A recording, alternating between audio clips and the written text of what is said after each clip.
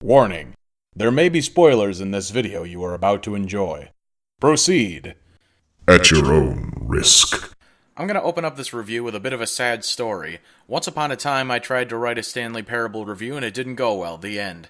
That in mind, I'm going to do something a little bit different with this review, in that I'm not actually going to write a script. I'm just going to look at my talking notes, my little bulletin points, right here, that right there, and do it live! And with the powers of post-production magic, I will make it somehow good, and all will be well with the universe. And over your homes will fall self-sufficient puppies and kittens that you don't have to buy litter for. So, I guess without further ado, the Stanley Parable.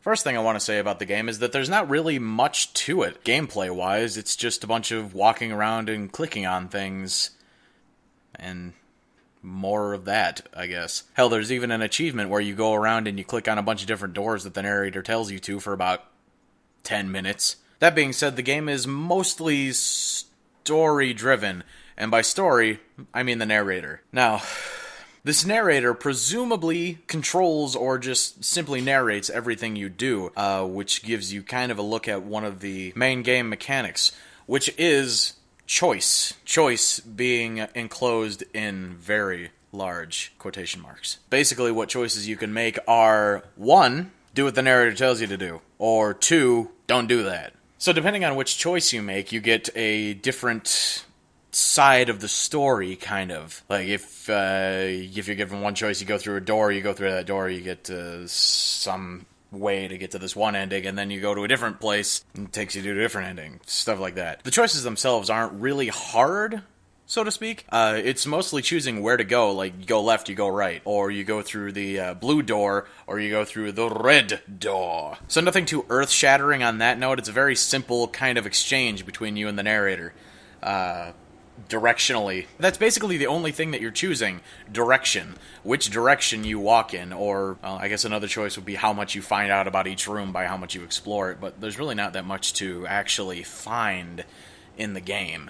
There's only a few achievements, so there's not really much to be scrounging around for, and on the topic of achievements, some of them, I feel like this, along with a few other aspects of the game, just give it kind of a aha, we made a game so we can do whatever we like with it kind of feel. Because one of them is play for the entirety of a Tuesday. Play the entire game for the entirety of a Tuesday, you get the achievement.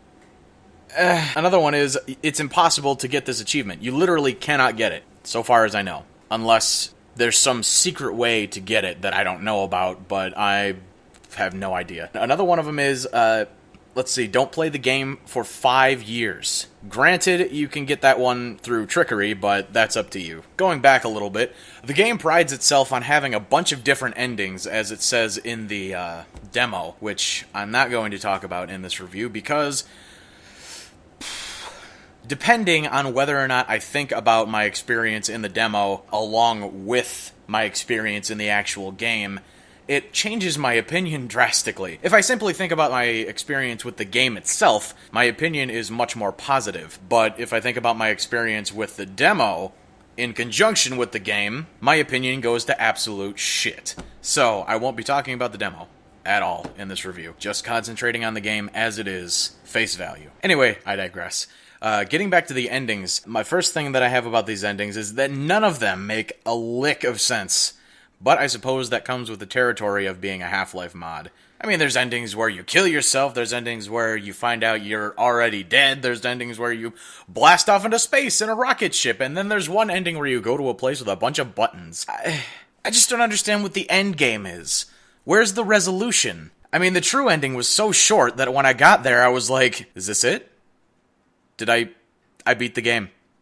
Huh. I feel like this continues on the theme of the game, saying, haha, we made a game and we can do whatever we want with it. In conjunction with the way the narrator kinda screws with you in that kind of GLaDOS, self-righteous, know-it-all, sarcastic, omnipotent kind of way, it's almost like they're trying to remake Portal. So much so that they put Portal in the damn game.